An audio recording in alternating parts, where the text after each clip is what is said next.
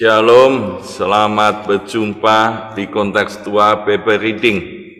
Kita baca Keluaran pasal 16. Keluaran 16. Setelah mereka berangkat dari Elim, tibalah segenap jemaah Israel di padang Gunung Sin, yang terletak di antara Elim dan Gunung Sinai, pada hari yang ke-15 bulan yang kedua sejak mereka keluar dari tanah Mesir. Di padang gunung itu bersungut-sungutlah segenap jemaah Israel kepada Musa dan Harun, dan berkata kepada mereka, kalau kami mati tadinya di tanah Mesir oleh tangan Tuhan, ketika kami duduk menghadapi kuali berisi daging dan makan roti sampai kenyang. Sebab kamu membawa kami keluar ke padang gurun ini untuk membunuh seluruh jemaah ini dengan kelaparan. Lalu berfirmanlah Tuhan kepada Musa, sesungguhnya aku akan menurunkan dari langit hujan roti bagimu. Maka bangsa itu akan keluar dan memungut tiap-tiap hari sebanyak yang perlu untuk sehari, supaya mereka kucoba apakah mereka hidup menurut hukumku atau tidak. Dan pada hari yang ke-6, apabila mereka memasak yang dibawa mereka pulang, maka yang dibawa itu akan terdapat 2 kali lipat banyaknya dari apa yang diberikan sehari-hari. Sudah itu berkatalah Musa dan Harun kepada seluruh orang Israel, petang ini kamu akan mengetahui bahwa Tuhanlah yang telah membawa kamu keluar dari tanah Mesir. Dan besok pagi kamu melihat kemuliaan Tuhan, karena ia telah mendengar sungut-sungutmu kepadanya. Sebab apalah kami ini, maka kamu bersungut-sungut kepada kami. Lagi kata Musa, jika memang Tuhan yang memberi kamu makan daging pada waktu petang, dan makan roti sampai kenyang pada waktu pagi, karena Tuhan telah mendengar sungut-sungutmu yang kamu sungut-sungutkan kepadanya. Apalah kami ini, bukan kepada kami sungut-sungutmu itu, tapi kepada Tuhan. Kata Musa kepada Harun, katakanlah kepada segenap jemaah Israel, marilah dekat ke hadapan Tuhan, sebab ia telah mendengar sungut-sungutmu. Dan sedang Harun berbicara kepada segenap jemaah Israel, mereka memalingkan mukanya ke arah padang gurun. Maka tampaklah kemuliaan Tuhan dalam awan. Lalu berfirmanlah Tuhan kepada Musa, aku telah mendengar sungut-sungut orang Israel. Katakanlah kepada mereka, pada waktu senja kamu akan makan daging, dan pada waktu pagi kamu akan kenyang makan roti. Maka kamu akan mengetahui bahwa akulah Tuhan Allahmu.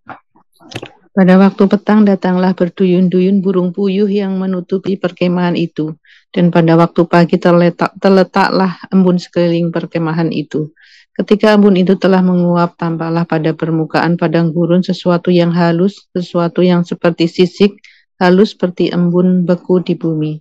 Ketika orang Israel melihatnya, berkatalah mereka seorang kepada yang lain, apakah ini? Sebab mereka tidak tahu apa itu. Tetapi Musa berkata kepada mereka, inilah roti yang diberikan Tuhan kepadamu menjadi makananmu. Beginilah perintah Tuhan, pungutlah itu tiap-tiap orang menurut keperluannya. Masing-masing kamu boleh mengambil untuk seisi kemahnya segomer seorang menurut jumlah jiwa. Demikianlah diperbuat orang Israel. Mereka mengumpulkan, ada yang banyak, ada yang sedikit. Ketika mereka menakarnya dengan gomer, maka orang yang mengumpulkan banyak tidak kelebihan, dan orang yang mengumpulkan sedikit tidak kekurangan. Tiap-tiap orang mengumpulkan menurut keperluannya. Musa berkata kepada mereka, seorang pun tidak boleh meninggalkan daripadanya sampai pagi. Tetapi ada yang tidak mendengarkan Musa dan meninggalkan daripadanya sampai pagi, lalu berulat dan berbau busuk. Maka Musa menjadi marah kepada mereka. Setiap pagi mereka memungutnya, tiap-tiap orang menurut keperluannya. Tetapi ketika matahari panas, cairlah itu. Dan pada hari yang ke-6, mereka memungut roti itu 2 kali lipat banyaknya, 2 gomer untuk tiap-tiap orang. Dan datanglah semua pemimpin jemaah memberitahukannya kepada Musa. Lalu berkatalah Musa kepada mereka, inilah yang dimaksudkan Tuhan. Besok adalah hari perhentian penuh, Sabat yang kudus bagi Tuhan. Maka roti yang perlu kamu bakar, bakarlah. Dan apa yang perlu kamu masak, masaklah. Dan segala kelebihannya, biarkanlah di tempatnya untuk disimpan sampai pagi. Mereka membiarkannya di tempatnya sampai keesokan harinya, seperti yang diperintahkan Musa.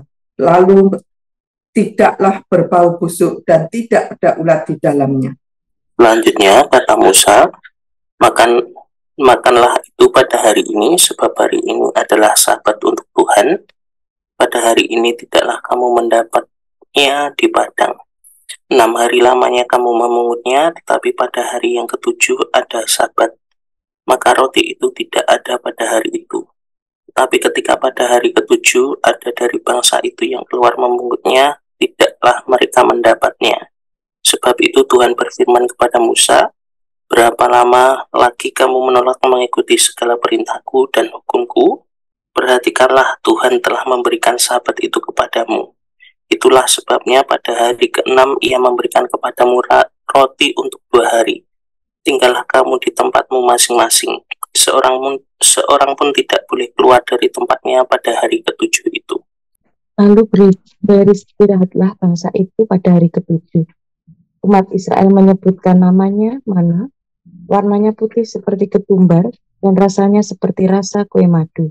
Musa berkata, beginilah perintah Tuhan, ambillah segomer penuh untuk disimpan turun-temurun, supaya keturunan mereka melihat roti yang kuberi kamu makan di padang gurun, ketika aku membawa kamu keluar dari tanah Mesir.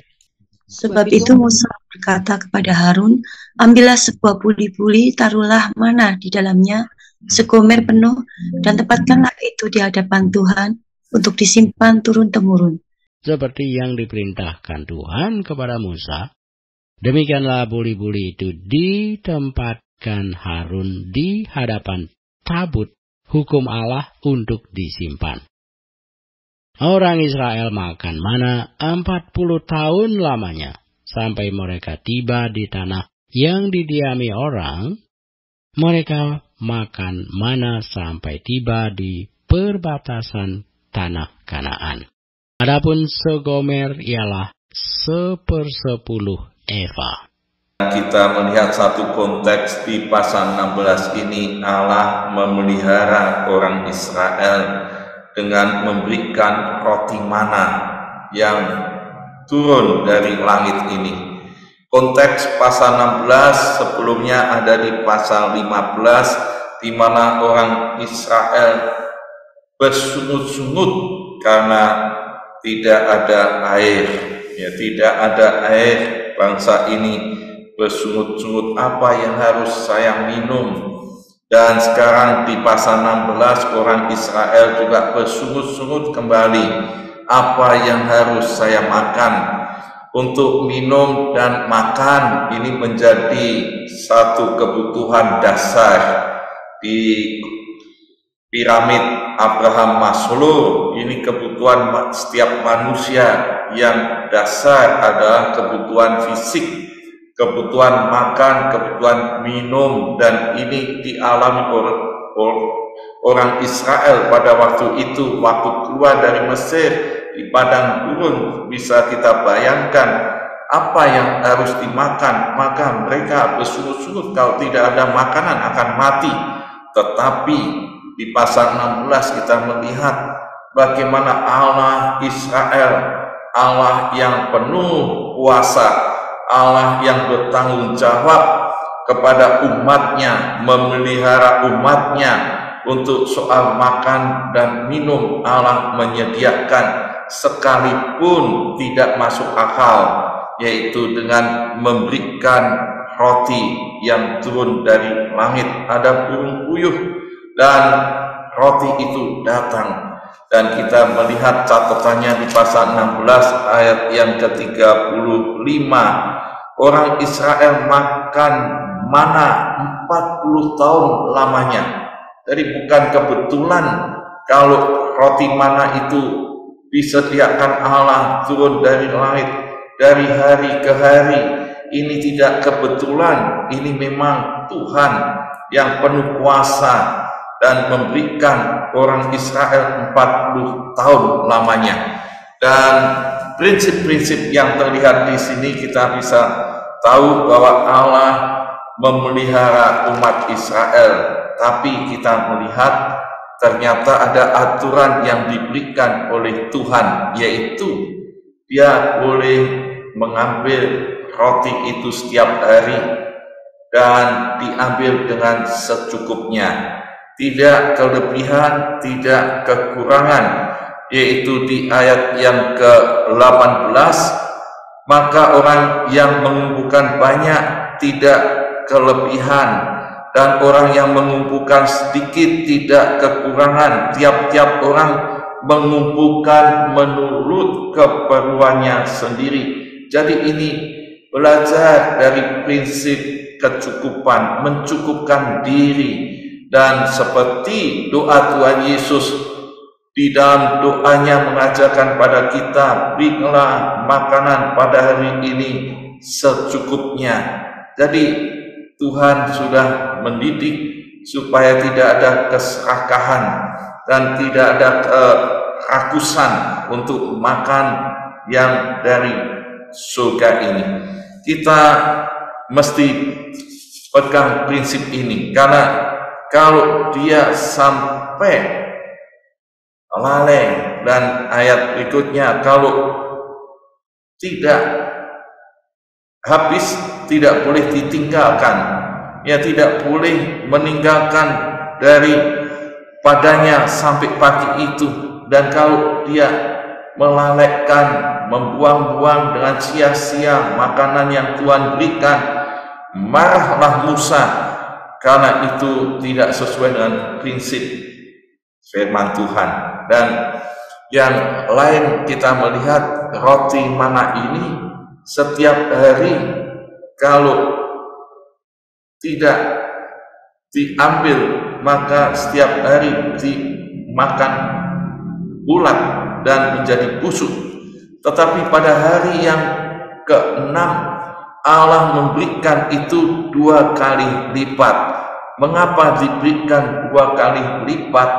Karena pada hari yang ke-7 itu Sabat bagi Tuhan.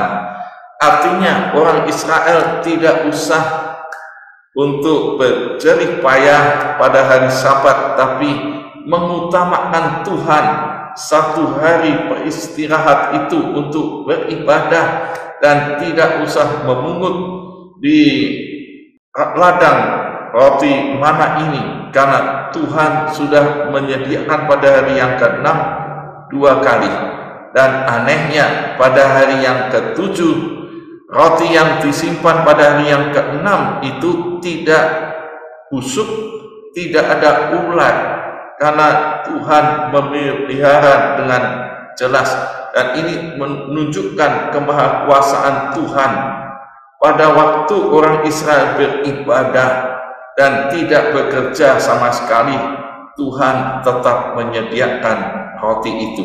Dan ini kita bisa pelajari bahwa seringkali kita beralasan untuk tidak beribadah pada Tuhan, tidak memuliakan Tuhan di dalam hidup ini dengan mengkhususkan, mempersembahkan hidup bagi Tuhan dengan alasan apapun, entah itu sibuk dalam studi, sibuk dalam bekerja, sibuk untuk mencari uang, sibuk macam-macam pekerjaan. Karena kesibukan itu sehingga hari Sabat dilalaikan, padahal Tuhan sudah menyediakan pada hari Sabat itu 2 kali untuk memberi makan roti mana bagi umat Israel.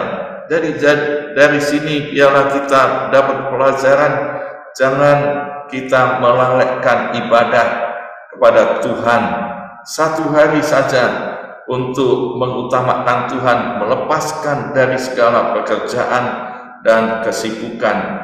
Biarlah Tuhan diutamakan, dikasih dengan yang utama. Dan kita tahu roti ini menjadi peringatan, mana ini menjadi peringatan bahwa Tuhan membawa keluar orang Israel dari Mesir dalam pemeliharaan yang terus-menerus, senantiasa terus-menerus. Maka Musa memerintahkan kepada Harun dan orang Israel supaya tahu, beginilah perintah Tuhan, ambillah segomer penuh untuk disimpan turun-temurun, supaya keturunan mereka melihat roti yang Tuhan berikan. Kamu makan di padang gurun, Dan aku akan membawa keluar, Allah membawa keluar dari tanah Mesir pemeliharaannya di padang gurun. Allah adalah Allah yang memelihara, dan ini supaya ingat turun-temurun bahwa Allah itu Allah yang kuasa memelihara, dan itu disimpan di tabut Allah supaya menjadi peringatan. Di sini kita melihat ini satu tipe di dalam perjanjian lama, maka antitipenya di dalam perjanjian baru, supaya kita juga tahu bahwa di Yohanes pasal 6 Tuhan Yesus mengatakan, akulah roti hidup. Siapa yang makan itu dia akan terus hidup, karena roti hidup adalah hidup yang kekal. Yang percaya pada Yesus ada di dalam hidup yang kekal dan dipelihara oleh Allah di dalam kekekalan. Di Matius pasal 4 juga Tuhan Yesus menegaskan manusia hidup bukan dari roti saja, tapi dari firman Allah. Dan inilah yang perlu diingat, bahwa firman Allah memberikan satu kebenaran, kehidupan, dan satu jalan untuk kita pegang, untuk kita taati turun-temurun. Dan itulah satu antitipe yang kita taati. Maka amanat teks di sini, Allah Maha Kuasa yang membawa keluar umatnya dari Mesir dengan satu konsekuensi, Dia memelihara, memberi makanan, mana, dan daging itu. Yang kedua ialah Sabat menjadi satu refleksi ketaatan orang yang percaya kepada aturan Allah dan harus ditaati, mengutamakan Tuhan. Aplikasinya, apakah saya percaya pertolongan Tuhan dalam makanan dan dalam minuman, dalam kebutuhan setiap harinya? Apakah saya menaati Sabat bagi Tuhan, mengutamakan bagi Tuhan satu hari ibadah? Apakah saya tidak bersungut-sungut kepada Allah dan kepada hambanya yang diutus Tuhan apabila kita ada dalam keadaan yang terpojok, yang kesulitan makan, minum? Apakah kita tetap bersyukur pada Tuhan? Amin. Tuhan Yesus memberkati. Kita akan pujikan bersamamu Bapa, Engkau ada bersama.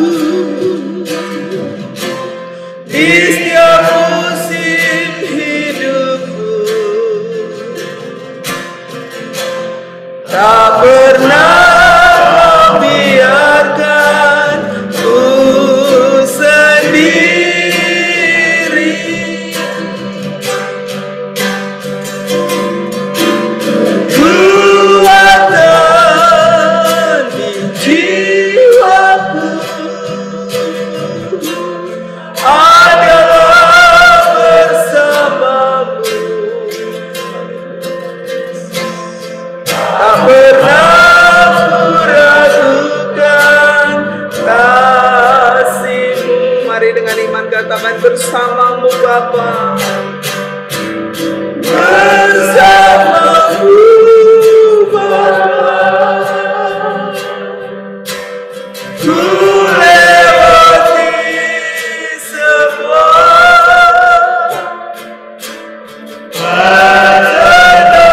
perjalananmu yang tentukannya.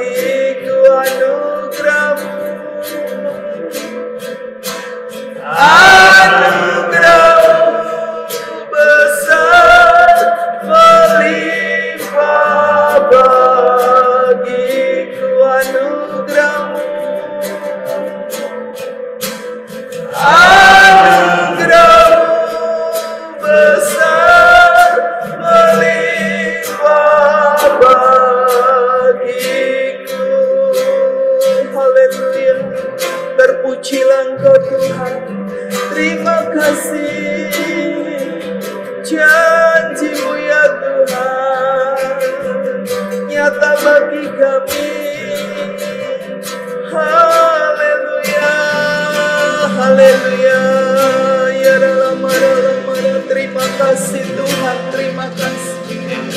Mari kita bersyukur kepada Tuhan. Karena janji Tuhan itu ya dan amin. Dia yang terus memimpin, menyertai, melindungi, memberkati setiap perjalanan hidup kita. Dan kita mau terus komitmen untuk mengiring Dia, untuk terus mengikuti perintah dan ketetapannya. Mari kita mengucap syukur.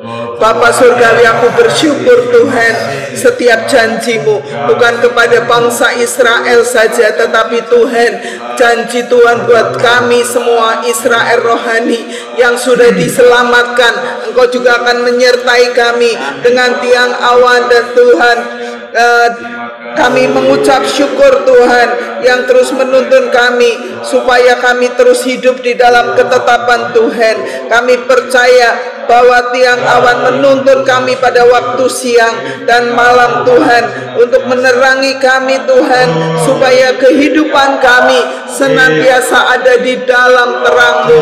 Tiang api yang terus menyinari kami di waktu kami mengalami saat-saat yang gelap dalam hidup kami, saat-saat yang kelam Tuhan.